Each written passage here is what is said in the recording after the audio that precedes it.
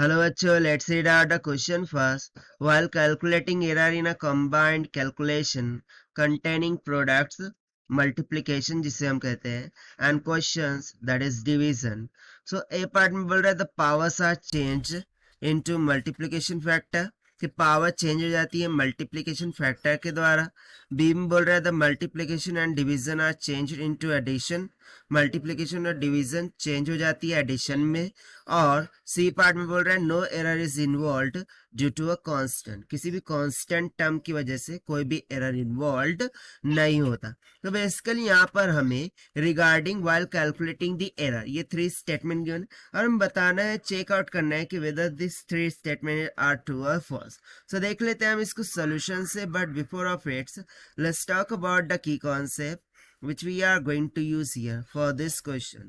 तो जब कभी हम बात करते हैं एरर की, सो एरर के रिलेटेड हमें एक स्टेटमेंट पता है कि error is always increases while it is adding, subtracting, dividing और multiplying. एरर क्या होता है? इंक्रीज करता है हमेशा. Error always increases. सो बस इसी कंसेप्ट को ध्यान में रखते हुए हम देखते हैं यहाँ से. तो सबसे पहले ना मैं यहाँ पर आपके लिए एक एग्जाम्पल ले लेते हैं. एक एग्जाम्पल ले लिया कि मुझे एक क्वांटिटी कैलकुलेट करनी है with error a is equals to जो कि है x by x into Y divided by z, और यहाँ पर हम x का स्क्वायर ले लेते हैं और कोई भी एक कांस्टेंट टर्म ले लेते हैं k, और इसको यहाँ पर सबसे पहले हम डिफाइन कर देते हैं कि k क्या है? एक कांस्टेंट टर्म है. k क्या है? एक कांस्टेंट टर्म है. सो कांस्टेंट टर्म के लिए हम कभी भी लॉग का टर्म यूज नहीं करते. ठीक. सो अब हम क्या करेंगे? Taking log on both side. So log ले लेंगे. सो यहाँ से क्या हो जाएगा? Log a this will be equals to, जब कभी मल्टीप्लीकेशन में टर्म्स हो तो उनकी एडिशन होती है. सो हो गया लॉग x का square plus log of y. But जैसा कि k यहाँ पर कांस्टेंट है सो वो एज इट इज रहेगा.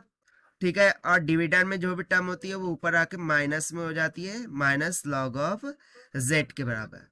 अब इस इक्वेशन को हम क्या करेंगे? डिफरेंशिएट करेंगे विथ रिस्पेक्ट टू x. किसके रिस्पेक्ट में? x के रिस्पेक्ट में हम इसे डिफरेंशिएट करेंगे.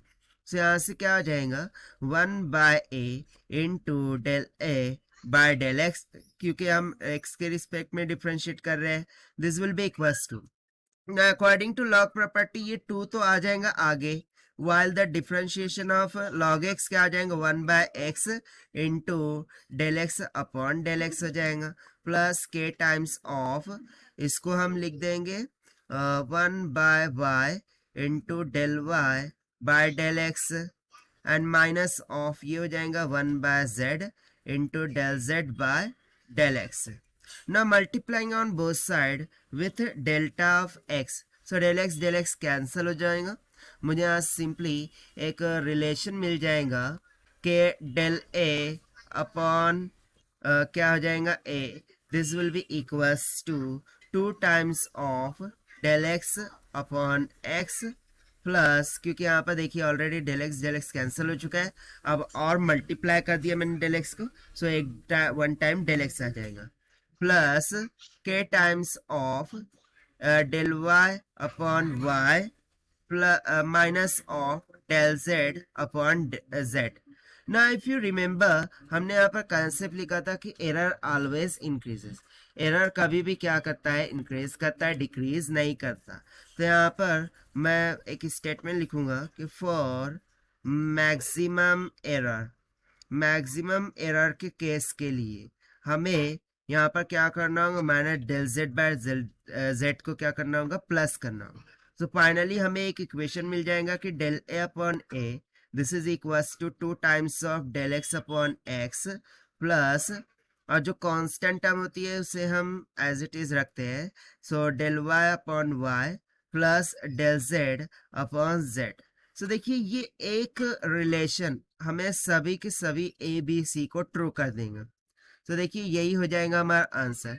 सो कैसे? तो देखिए यहाँ पर powers are change into multiplication factor. देखिए 2 मल्टीप्लिकेशन में आ गया. सो पहली ए वाली स्टेटमेंट यहाँ से ट्रू हो गई. सेकंड जो मल्टीप्लिकेशन डिवीजन होते हैं वो चेंज हो जाते हैं एडिशन में। देख लीजिए, मल्टीप्लाई था बट किस में चेंज हो गया है, एडिशन में। डिवीजन था बट किस में चेंज हो गया है, एडिशन में। ये भी प्रूव हो गया। And no error is involve due to constant. So यहाँ पर देखिए मैंने बोल रखा था कि के कांस्टेंट है। सो क्या हमें के का कोई भी एरर का कॉन्सेप्ट यहाँ पर देखने को मिल रहा है? नहीं, क्योंकि del a del x del y del z ये किसको रिप्रेजेंट कर रहे हैं, एरर को तो रिप्रेजेंट कर रहे हैं। बट यहाँ पर हमें डेल के देखने को मिल रहा है क्या? नहीं। दैट मीन्स कि कांस्टेंट टर्म कोई भी एरर इन्वॉल्व नहीं कराता। इसीलिए जो स्टेटमेंट ए है, स्टेटमेंट बी है, स्टेटमेंट थ्री सी है, ये सभी के सभी यहाँ से क्या हो गई, ट्रू हो गई। ठीक है, जो स्टेटमेंट ए, स्टेटमेंट टू और इसमें स्टेटमेंट सी है, ठीक है, ए बी सी, तीनों की तीनों क्या हो गई, ट्रू हो गई। और यही हो जाएगा हमारा आंसर फॉर दिस क्वेश्चन, जिसको हमने सॉल्व किया by using the concept of error से। So this is the required solution. I hope you understood well. Best of luck. Thank you.